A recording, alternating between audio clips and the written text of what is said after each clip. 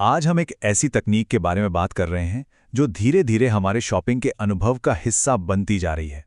ये बात है उस अदृश्य ट्रैकिंग की जो ये रिकॉर्ड करती है कि हम किसी स्टोर के अंदर कहाँ-कहाँ जाते हैं और क्या करते हैं।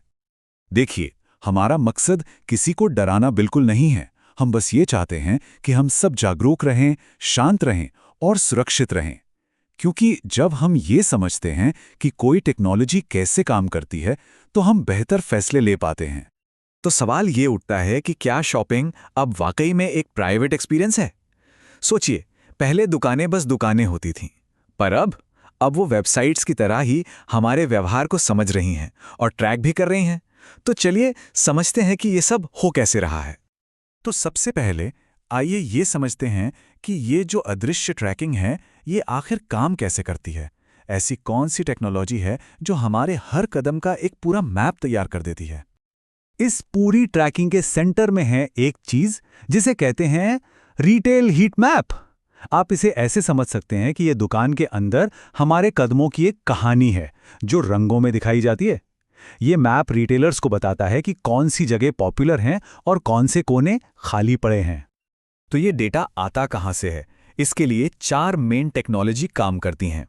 एक तो है स्मार्ट कैमरे, जो देखते हैं कि लोग कहाँ जा रहे हैं, किधर मुड़ रहे हैं।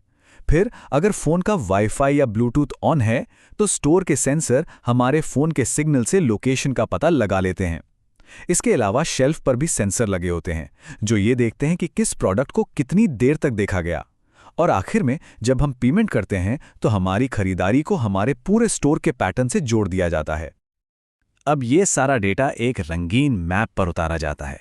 जहां जहां लाल रंग है, मतलब वो जगह स्टोर का हॉटस्पॉट है, वहां सबसे ज्यादा भीड़ है। पीला रंग मतलब ठीक ठाक हलचल, और नीला या हरा रंग उन शांत कोनों को दिखाते हैं जहां लोग कम ही जाते हैं। बस एक नज़र में स्टोर मालिक समझ जाते हैं कि उनकी दुकान में चल क्या रहा है। तो अगला सवाल ये है कि रिटेलर्स आखिर ये सब कर क्यों रहे हैं। चलिए अब उनका नजरिया समझते हैं कि उन्हें इस डेटा से क्या मिलता है। असल में इस डेटा के कई इस्तेमाल हैं। सबसे बड़ा है स्टोर के लेआउट को बेहतर बनाना। कभी सोचा है कि दूध या ब्रेड जैसी जरूरी चीजें हमेशा दुकान में सबसे पीछे क्यों होती हैं? वो इसीलिए ताकि हम पूरा स्टोर घूम कर जाएं। ये फैसले इसी डेटा से लिए जाते हैं। इससे ये भी पता चलता है कि कौन सा सामान कहाँ रखने से ज्यादा बिकेगा या फिर पेमेंट की लाइनों को कैसे छोटा किया जाए।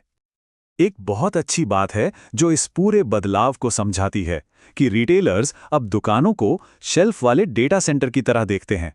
मतलब ये सिर्फ सामान बेचने की जगह नहीं है, ये डेटा इकट्ठा करने वाले सेंटर बन गए हैं। ठीक है, ये तो हुई रिटेलर्स की बात, लेकिन अब आते हैं सबसे जरूरी सवाल पर। हमारी प्राइवेसी का क्या? एक ग्राहक के तौर पर हमारे लिए इसके क्या मायने हैं? क्योंकि सुविधा और निगरानी के बीच की लाइन बहुत बहुत पतली होती है। देखिए, यहाँ दो पहलू हैं।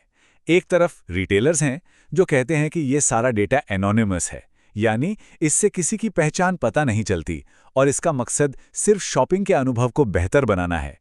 लेकिन दूसरी तरफ ग्राहकों की चिंता है कि उनके हर कदम को चुपचाप ट्रैक करके उनकी प्रोफाइलिंग की जा रही है। तो प्राइवेसी को लेकर चिंताएं क्या हैं? सबसे पहली और बड़ी बात कि ये ट्रैकिंग बिना पूछे, बिना सहमति के हो रही है। सोचिए, अगर लॉयल्टी कार्ड इस्तेमाल होता है तो ये सारा डेटा किसी की पहचान से जुड़ सकता है। और भले ही कहा जाए कि डेटा एनोनिमस है, लेकिन इसे दूसरी जानकारी के साथ मिलाकर किसी की पहचान का पता लगाने का खतरा हमेशा बना रहता है। तो अब सवाल यह है कि एक जागरूक ग्राहक होने के नाते हम कर क्या सकते हैं? चलिए अब कुछ बहुत ही आसान और प्रैक्टिकल तरीकों पर बात करते हैं जिनसे हम अपनी प्राइवेसी को सुरक्षित रख सकते हैं। सबसे पहला और सबसे आसान कदम, स्टोर में घुसते ही अपने फोन का वाईफाई और ब्लूटूथ बंद कर दें। हो सके तो कैश में पेमेंट करें ताकि खरीदारी आपकी डिजिटल पहचान से ना जुड़े। कुछ स्टोर्स में आप इस ट्रैकिंग से बाहर निकलने यानी ऑप्ट आउट करने के लिए भी कह सकते हैं। पर इन सबसे बढ़कर बस जागरूक रहना है। ये जानना कि ऐसा हो रहा है, यही सबसे बड़ी ताकत है। और एक बात हमेशा याद रखनी है जो हर जगह काम आती है, हमेशा रुकें, सोचें और फिर पुष्टि करें। ये एक बहुत ही सरल आदत है जो हमें कई मुश्किलों से बचा सकती है। याद रखिए, आज के दौर में जागरूकता ही सबसे बड़ी सुरक्षा है। अगर हम जानते हैं कि हमारे आसपास क्या हो रहा है, तो हम सुरक्षित रह सकते हैं।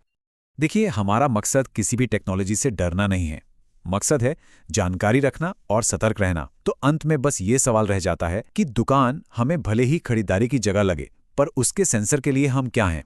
एक ग्राहक या सिर्फ एक डेटा पॉइंट? सुरक्षित रहें, जागरूक रहें और ये जानकारी अपने परिवार और दोस्तों के साथ ज़रूर साझा करें।